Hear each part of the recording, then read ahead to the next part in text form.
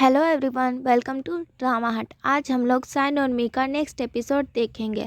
आज के एपिसोड में लिन और शिगवा दोनों ऑफिस के एंट्रेंस पे खड़े होकर आंटी का वेट कर रहे हैं उन्हें रिसीव करने के लिए।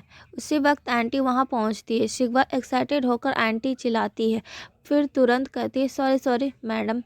आंटी अपने साथ आए दो और लोगों को इंट्रोड्यूस करवाती है। शिगवा उन्हें अंदर ले जाती है जहां स्टाफ मीटिंग के लिए वेट कर रहा था। मीटिंग में आंटी सबसे पहले अपनी प्रेजेंटेशन स्टार्ट करती है। वो अपना प्रोजेक्ट आइडिया और अपनी एक्सपेक्टेशन बहुत ही परफेक्टली एक्सप्लेन करती है। उसके बाद मैनेजर शिगवा को बोलने के लिए कहता है। शिगवा एक्सप्लेन करना शुरू करती है, हमें नहीं पता कि हम आपकी एक्सपेक्टेशन स्पीड मैच कर पाएंगे या नहीं, लेकिन हमने जो भी प्लान किया है वो बिल्कुल सॉलिड और रियलिस्टिक है।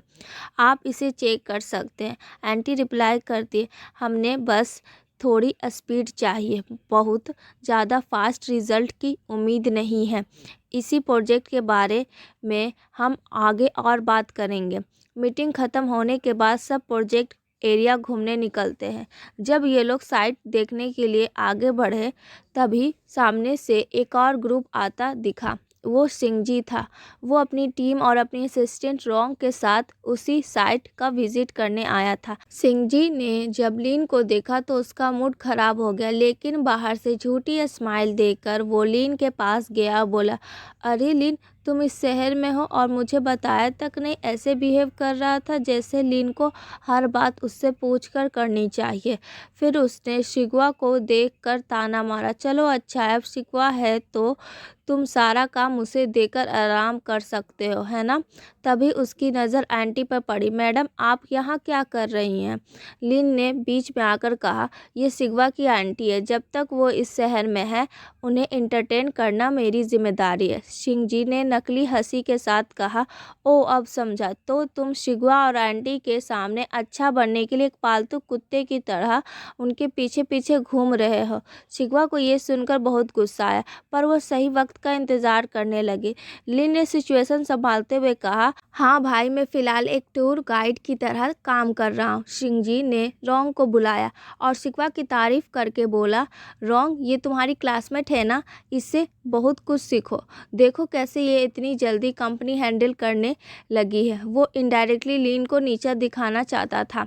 शिगवा तुरंत करारा जवाब दिया, मैं तो अभी सिर्फ सीख रही हूँ। मेरे पास इतनी हिम्मत नहीं है कि अपने पेरेंट्स की अचीवमेंट के दम पर सर उठाकर चलूँ। जब मैं खुद मेहनत करके ठोकर खाकर ऊपर आऊँगी तभी वो कामयाबी टिकेगी। ये सुनकर सिंगजी का चेहरा उतर गया और वो वहाँ से निकल गया। उसके जाने के बाद शिगवा और लिन एक दूसरे की तारीफ करने लगे कि कैसे उन्होंने मिलकर सिंगजी की बोलती बंद की।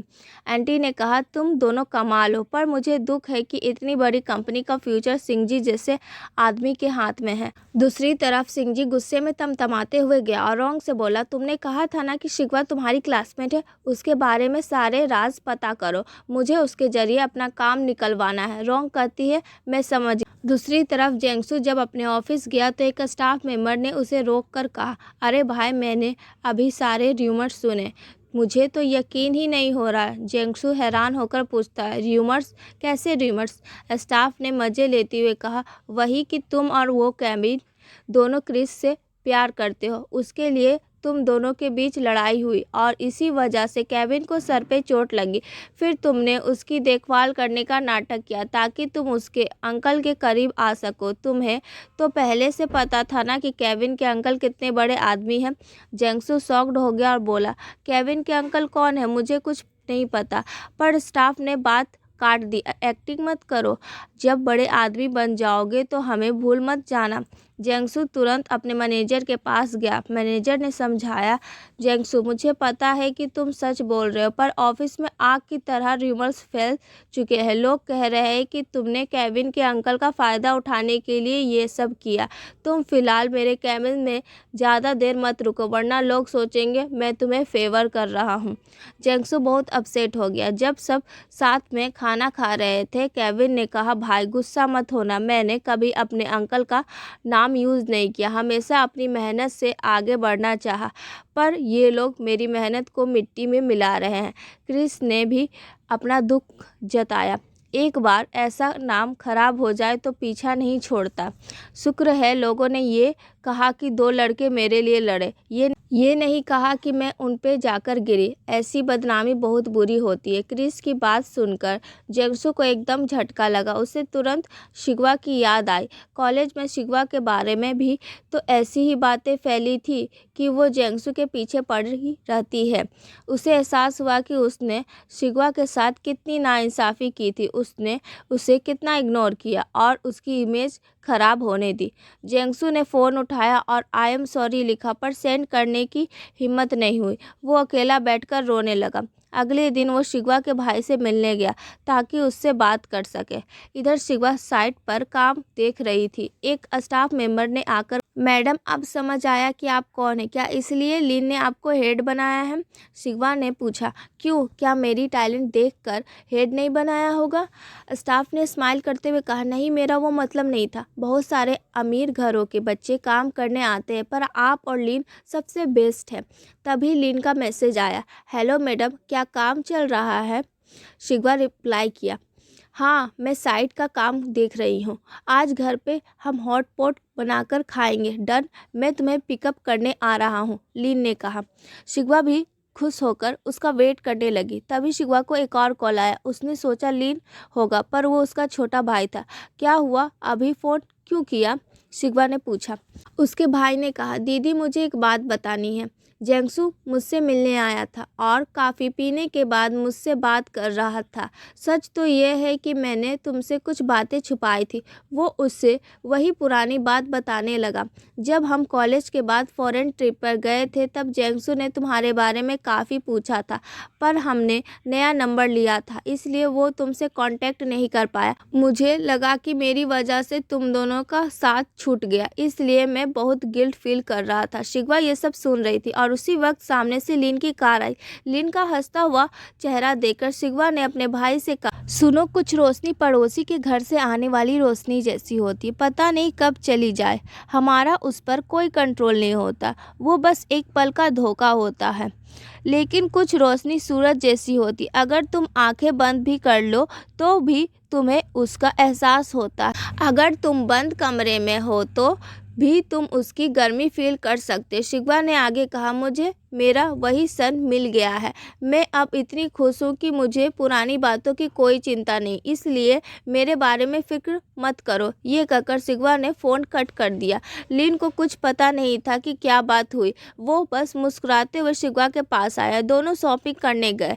शिगवा ने जिद करके 2 बड़े क्रैब्स खरीदे। शॉपिंग के बाद दोनों घर आए और खाना बनाना स्टार्ट किया। तब शिगवा ने पूछा, लिन, उस दिन बर्थडे पार्टी में जो हुआ क्या तुम्हें पता है? लिन ने कहा, हाँ, मुझे पता है कि वहाँ कुछ हुआ था। शिगवा ने पूछा, तो तुमने मुझसे कभी पूछा क्यों नहीं? लिन ने रुककर बहुत प्यारी बात कही, क्योंकि तुम मेरे पास वापस आ गई थी। सिर्फ आई ही नहीं बल्कि तुमने जोर से मुझे गले लगा लिया था। मेरे लिए बस इतना ही काफ़ी है, मुझे और कुछ नहीं चाहिए। फिर दोनों साथ बैठकर खाना खाते हैं। खाना खाने के बाद शिगवा कहती है, लिन, मैं बुक्स वहीं रूम में भूल गई, प्लीज़ जाकर ले आओ ना। लिन जैसे ही स्टडी रूम में जाता है वो हैरान रह जाता है। वो हमेशा वाइट बिन्स से प्रैक्टिस करता था, पर आज वो सारे रेड बिन्स में बदल चुके थे। लिन भागते हुए बाहर आता है और पूछता है, शिगवा, क्या तुमने मेरे बिन्स बदल दिए? शिगवा कहती है, वाइट बिन्स बहुत बोरिंग था और तुम उन्हें कितनी बार चेंज कर चुके हो, इसलिए मैंने तुम्हारी प्रैक्टिस के लिए ये फ्रेश रेड बिन रखे हैं। इधर हाथ बढ़ाओ, ये लास्ट बिन है, इसे भी पकड़ो। लिन खुश हो जाता है और उसे किस करता है। लिन मजाक में पूछता है, क्या तुम्हें घर जाने की बहुत जल्दी है? शिगवा शर्मा कर कहती है, नहीं, उतनी जल्दी नहीं है, मैंने तो बस तुम्हें ये रेड बिन्स दिखाने के लिए जाने का बहाना किया था। लिन कहता है, तो फिर आज घर जाने की ज़रूरत नहीं है, और उसे वापस अंदर ले जाता है। इसी के साथ आज का एपिसोड ख़त्म होता है। आगे क्या होगा ये हम अगले पार्ट में देखेंगे। अगर आपको ये वीडियो पसंद आया हो तो प्लीज़ लाइक ज़रूर करें और हमारे चैनल को सब्सक्राइब करके बेल आइकन ज़रूर दबाएं। मिलते हैं नेक्स्ट वीडियो में, तब तक के लिए बाय।